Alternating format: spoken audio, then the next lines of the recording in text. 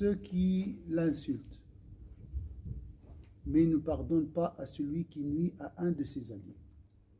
Il déclare la guerre contre lui. Mais il pardonne.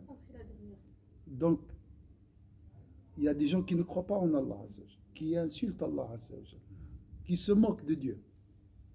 Et s'il faut le repentir, Allah les pardonne. Mais si une personne nuit à un de ses alliés, il déclare la guerre contre lui, contre eux.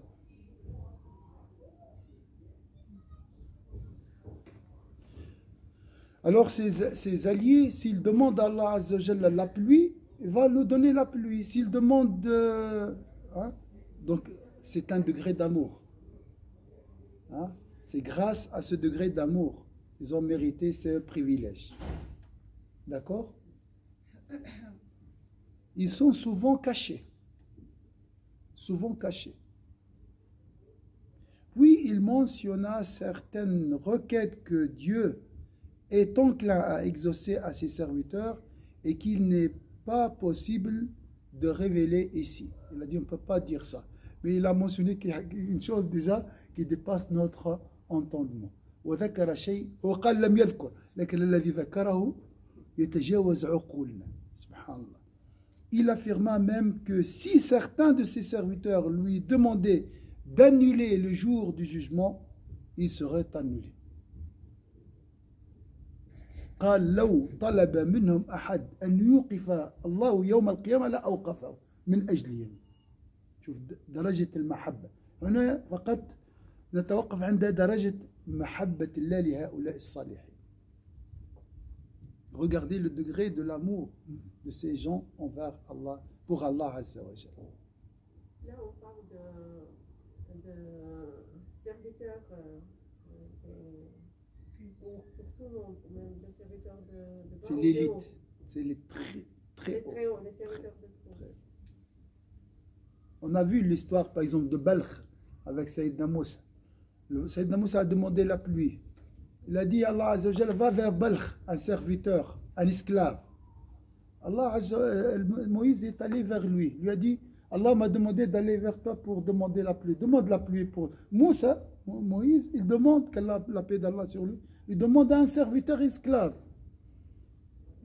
Mais quand il a commencé à faire des invocations, il a dit des choses qu'on ne peut pas dire à un ami. Il lui a dit, oh Allah, qu'est-ce qui se passe? Tes trésors sont épuisés. Si tu es en colère contre nous, tu nous prives de la pluie. Donc des paroles comme s'il parle à son ami.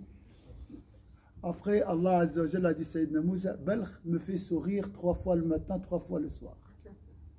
Donc c'est une relation d'amour, mais ce n'est pas donné à tout le monde. Il ne faut pas dire moi je suis comme Balkh, je vais parler avec Dieu. Non, non, ça c'est dangereux. C'est une relation d'intimité de Dieu. C'est pour les privilégiés ça. C'est des gens qui ont passé toute leur vie à adorer Allah, à faire l'effort et tout. D'accord. Est-ce que c'est permis de demander l'approchement avec les awliya salihin par exemple? On ne peut pas se rapprocher d'Allah sans الذين أنعمت عليهم صراط المستقيم صراط الذين أنعمت عليهم. La définition du droit chemin est le chemin de ceux qu'Allah les a comblés de ses bienfaits. Le prophète, les véridiques, les savants, les pieux. Le prophète n'est pas là physiquement, d'accord? Il a ses héritiers. C'est le représentant de Sayyidina Muhammad sallallahu alayhi wa sallam. Parce que chez nous au Maroc, il y a beaucoup d'awliya qui sont déjà décédés et c'est très répandu d'aller les visiter, demander quand on a besoin de l'aide ou de choses ou quoi que ce soit. Est-ce que ça c'est permis en fait? Parce qu'il y a beaucoup de divergences sur ça. Alors, il ne faut pas demander au saint. Mais rendre visite à ton frère, ça c'est comme un frère en islam. On le rend et on respecte son rang. Mais demander à la personne elle-même... il n'y a pas d'intercession dans l'islam. J'ai toujours eu un doute, pour moi c'était pas... Aimer les pieux et les vertueux, ça nous rapproche de Dieu. Mais eux, ils ne peuvent rien faire pour toi. Ben oui, c'est ça en fait. Ça c'est sûr. Mais cet amour te rapproche de Dieu. L'amour du prophète te rapproche d'Allah. L'amour des représentants du prophète te rapproche d'Allah. Mahboubul mahboubi mahbouboun. Eux sont les aimés d'Allah. Si tu les aimes, Allah va t'aimer. L'aimer de l'aimer est aimer, on dit. L'aimer de l'aimer, donc eux sont l'aimé de l'aimer, et aimer, tu seras aimé. Et celui qui déteste les alliés de Dieu sera détesté par Allah. Donc, on ne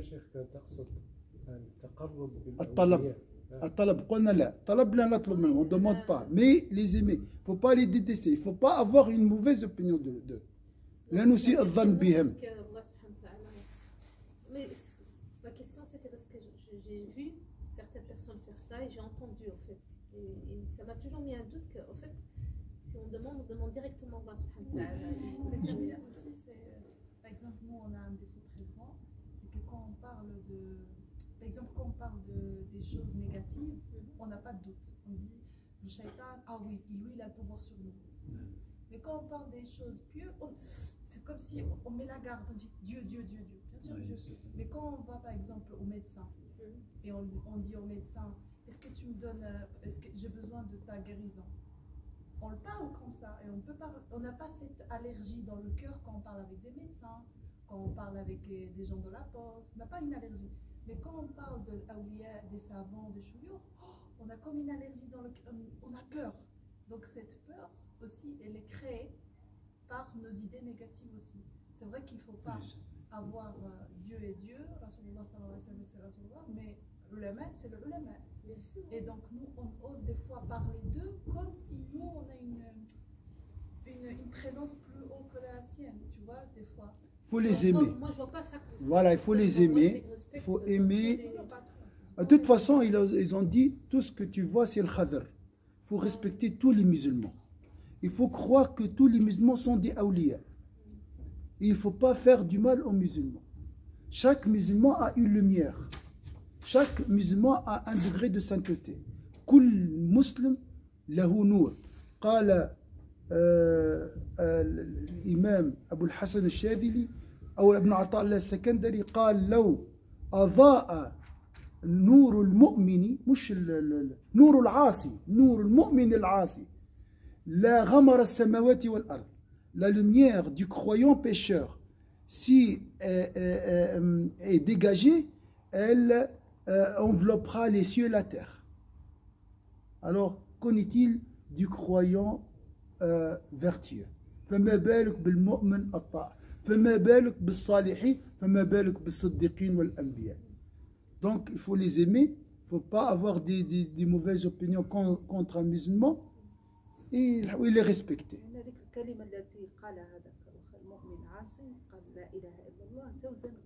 Voilà, il a la lumière d'Allah. Subhanallah, Cheikh, chaque musulman, il doit juste se mémoriser ou bien se rappeler ce que le prophète sallallahu alayhi wa sallam, qui est la meilleure créature de Dieu, il a dit à Fatima qu'il ne peut rien pour elle. Lui, qui est le prophète sallallahu alayhi wa sallam, il ne peut rien pour elle. Comment les autres, salihin ou savants, ou je ne sais pas, peuvent pour les autres. Donc, Allah subhanahu wa ta'ala, c'est lui qui peut pour tout le monde. Si tu as besoin de quelque chose, tu demandes à Allah. Ne demande pas au roi, ou bien au salih, ou bien à qui que ce soit. Ça résume un petit peu ça. Malheureusement, dans nos pays, ils ont le Maroc, la Tunisie, l'Algérie,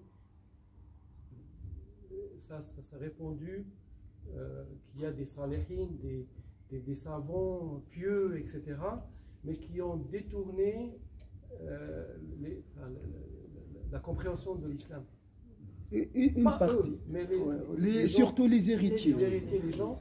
Et ça, c'est pas seulement nos peuples, c'est aussi le colonialisme qui a fait ça. C'est toute une histoire. Ils ont fait ça pour détourner l'attention des gens et détourner la religion. Donc, c'est vraiment très compliqué. Mais la colonisation aussi, elle a compris que les awliya, ils ont un pouvoir sur le peuple.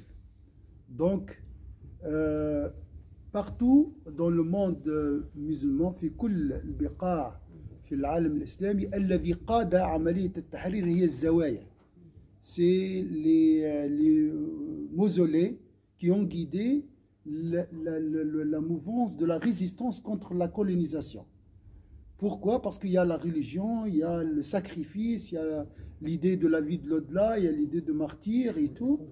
Donc, ils ont essayé de corrompre les gens qui fréquentaient et donner une mauvaise image de ces pieux comme Omar al-Mukhtar, comme l'Amir Abd al-Qadir في الجزائر, comme al-Khattabi au Maroc, etc. C'était la source de la résistance. Notre source de résistance est bien sûr notre religion. Donc ils ont réussi malheureusement à donner une image faussée sur les mausolées, les awliya, les salihin. Et maintenant on répète la même chose. On dit que voilà, c'est eux la cause. Bien sûr, ils ont dominé une partie de ces gens qui fréquentaient les mausolées et les arranger à leur côté. Et voilà, c'était ça l'image des musulmans. Hein, ils sont corrompus, ils collaborent avec la colonisation, mais la majorité des gens qui fréquentaient les mausolées, ils étaient dans la résistance. J'ai donné quelques exemples. Donc, il faut toujours distinguer. Après, subhanallah, cher. Oui, Kanzaba. Par rapport à ce que vous disiez tout à l'heure de ne pas penser à mal d'un musulman, moi ce que je remarque c'est que souvent on a tendance à juger la personne plutôt que le comportement. Alors que quand on regarde le comportement du professeur Assalam, quand il corrigeait les personnes, il corrigeait le comportement. Mais il n'émettait jamais de jugement sur la personne dans son entier. Parce que si on juge la personne elle éprouve la honte. Alors que si on juge le comportement, la personne elle éprouve la culpabilité. Et là, elle va ajuster son comportement. Donc il faut toujours faire cette distinction et pas catégoriser parce que c'est là que... Surtout, il ne faut pas répéter ce que les autres disent. Parce que Ya ayyuhalladhina amanu ijtanibu kathiran min adh-dhann inna ba'd adh-dhanni ithm. Juste avoir l'idée sans la dire est un péché. Dire personne, ça c'est pas un wali, ça c'est un charlatan. Juste dans la tête, c'est risqué ça, c'est grave. Tu l'as vu, tu l'as rencontré. Il y a des gens qui ont l'habit d'un fou, mais ils sont awliya. On a vu ici, Zabaï Zaid al-Bastami, il avait un fou, portait des habits sauvages, il vivait dans les forêts. Mais le hadith قال رب أشعث أغبر, quelqu'un qui est poussiéreux, les cheveux ne sont pas coiffés, s'il lève la main, Allah exaucera sa demande. أقسم على الله, ça veut dire quoi? أقسم على الله, c'est fort, hein? Il dit, comme s'il dit, Wallah, tu fais descendre la pluie maintenant. Comme ça, il parle à Allah. Et Allah exauce sa demande. Pas demande ça. Comme s'il l'ordonnait. Ordonne Allah. Donc, oui, il est pessoureux, l'extérieur, il n'est pas propre. Il y a beaucoup des histoires autour. Allahu A'lam. Chacun, il s'occupe de ses chantiers. Wallah yahku yafsilu baynakum yawm al-qiyam. C'est Allah qui tranchera le jour dernier. Il ne faut pas répéter ce que les internautes véhiculent parce qu'il y a du tout. Alors, ici, dans cette histoire, c'est très fort aussi. Il ne faut pas la raconter à n'importe qui. D'accord? C'est très fort, mais c'est juste pour voir le degré de l'amour de ces pieux. D'accord? الحديث كثيرة في هذه بهم تمطرون وبهم تنصرون. Grâce à eux vous recevez votre subsistance, d'accord? C'est grâce à eux Allah vous accorde son secours. بهم عند الأبدال هذم اللي في الشام. الحديث صحيح. ذكر الإمام أن أهل الحج في عرفة يقبلون بسبب حضور الأبدال في أرض عرفة. Il a divulgué un secret concernant l'acceptation des hujjaj. Il a dit pourquoi tous les hujjaj? Parce que là, ils vont côtoyer les 4 substituts qui sont une catégorie, une hiérarchie mystique. Donc voilà, ça c'est. Hein? c'est des personnes qui assistent toujours au Hajj chaque année. Ils sont au nombre de 40. Mais ça, c'est assez. Vous n'êtes pas. Ça, lui, c'est son dévoilement spirituel. Je pense qu'il a vécu ça si le Ghazali n'est pas parmi eux même. Allahu A'lam. Allahu A'lam, on ne sait pas. Parce que quand il parle de ça, il parle avec certitude comme si...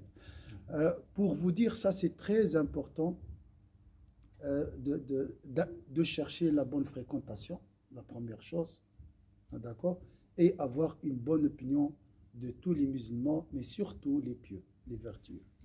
Il ne faut pas entrer dans les suggestions malignes et tout. Wallah. Il faut, si tu ne sais pas, tu dois te taire. ليقل خيرا أو ليصمت. Moi, je ne sais pas. Wallahu a'lam. Allahu a'lam. L'imam, il sait très bien, il met des bombes, après il essaye de les expliquer. Parce que, imagine, il a dit, un vertueux qui demande à Allah Azza wa Jalla d'annuler le jour du jugement, et sa demande est exaucée. C'est comment ça? Il a dit وهذه الأمور ممكنة في أنفسها فمن لم يحظى بشيء منها فلا ينبغي أن يخلو عن التصديق والإيمان بإمكانها فإن القدرة واسعة والفضل عميم وعجائب الملك والملكوت كثيرة ومقدورات الله تعالى لا نهاية لها وفضله على عباده الذين اصطفى لا غاية له. ذكر في هذا الكتاب 40 كرامة للصالحين في هذا الكتاب، يعني عجائب. علاش؟ لأنه يده التي يبطش بها. Allah devient son main, sa main, la main du saint, du pieux, sa vue. C'est ce hadith. Donc mon serviteur ne cesse de se rapprocher de moi par des actes surrogatoires jusqu'à ce que je devienne sa vue, sa main, son oui, son pied. Donc le hadith c'est... Mais la première chose, fara'at. ما تقرب لي عبدي بشيء أحب إلي مما افترضته عليه ولا يزال عبدي يتقرب إلي بالنوافل حتى أحبه فإذا أحببت صرت سمعه الذي يسمع به. Donc, lorsque j'ai dit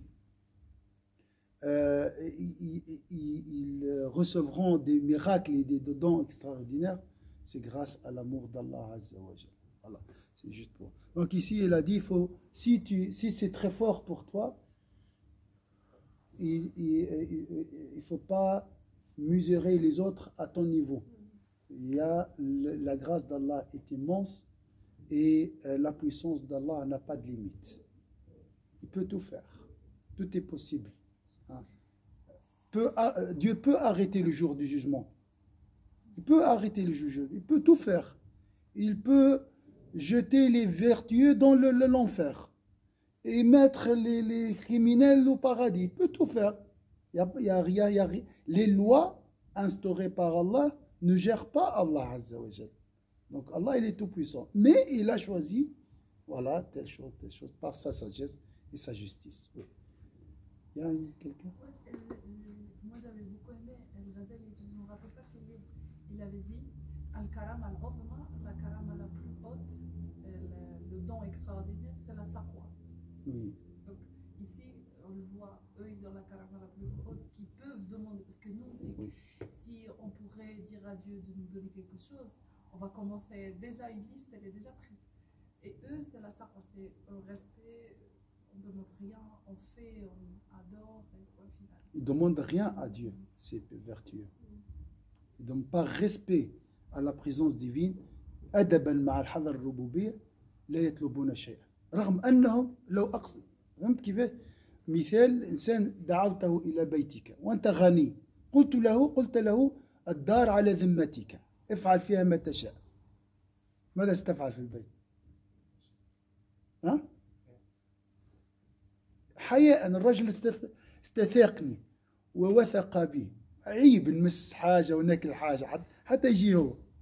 Voilà, la même chose. Ces vertueux ils respectent la dignité d'Allah, la dignité d'Allah et la présence divine. Imagine un riche t'invite chez lui dans sa villa, il te dit fais ce que tu veux, fais comme chez toi. Voilà le frigo, tu peux manger, tu peux jouer, tu peux casser, tu peux faire ce que tu veux. C'est à toi ça. Est-ce que tu vas faire quelque chose? Et moi je vais revenir après une heure. Par respect, il m'a accordé cette confiance, donc je vais rester, je vais l'attendre. C'est tout. فهكذا هم يعني يخافون الله عز وجل. Ils ont peur d'Allah, ils ont la crainte d'Allah Azza wa Jal. Même s'ils ne demandent rien, mais Allah il sait de quoi ils ont besoin, il leur donne. Exact, barakallah. Saïda Maryam n'a jamais demandé la subsistance, elle était en train de prier dans son oratoire. Allah lui a fait descendre sa subsistance. Et ça, c'est le degré le plus haut. Ne pas demander.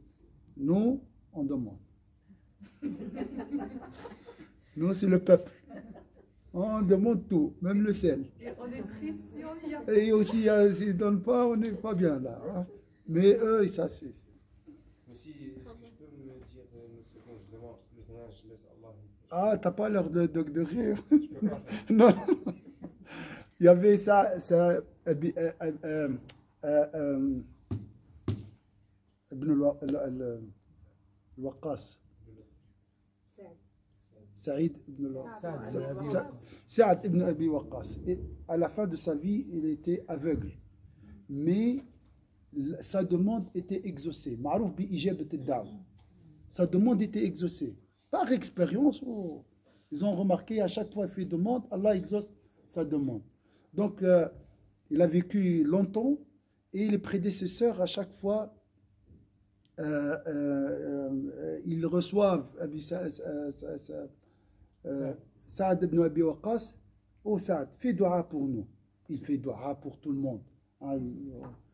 Mais une fois, on lui a dit, mais tu es aveugle. Fais dua qu'Allah te donne la vue tout d'abord. Il a dit, par respect au décret d'Allah Azza wa Jal et par satisfaction envers le destin, j'ai honte de demander. قالوا له سعد بن أبي وقاص كان مستجاب الدعوة وكان عمي في آخر حياته.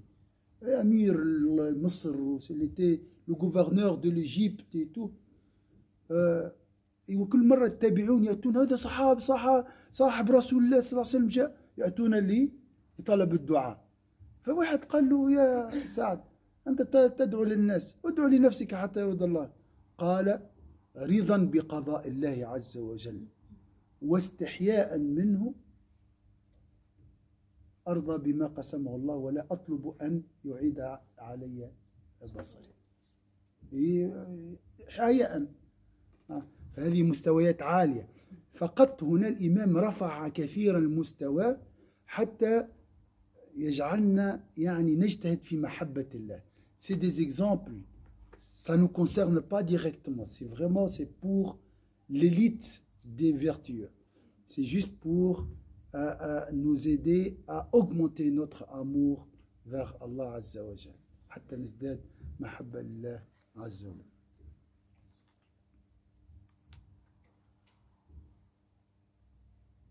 نختم بهذا خطر جميل هذه. ولذلك كان أبو يزيد يقول أعطاك مناجاة موسى وروحانية عيسى وخلة إبراهيم فاطلب ما وراء ذلك. قال له كان ربي أعطاك هذا كله اطلب. ليش؟ ربي كريم فإن عنده فوق ذلك أضعافا مضاعفة فإن سكنت إذا ذلك حجبك به وهذا بلاء مثلهم ومن هو في مثل حالهم لأنهم الأمثل فالأمثل.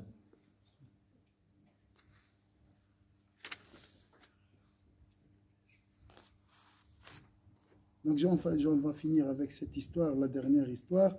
Si Allah t'a donné la spiritualité de Jésus, l'amitié de Abraham, la confidence de Moïse, parce qu'il a parlé hein, sans intermédiaire avec Allah Azza wa Jal, il a dit demande plus. Parce qu'Allah il est généreux.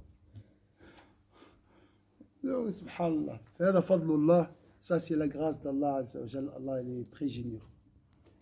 Comme tout ce qui était accordé comme miracle au prophète, il peut être accordé comme un don extraordinaire à ses awliya.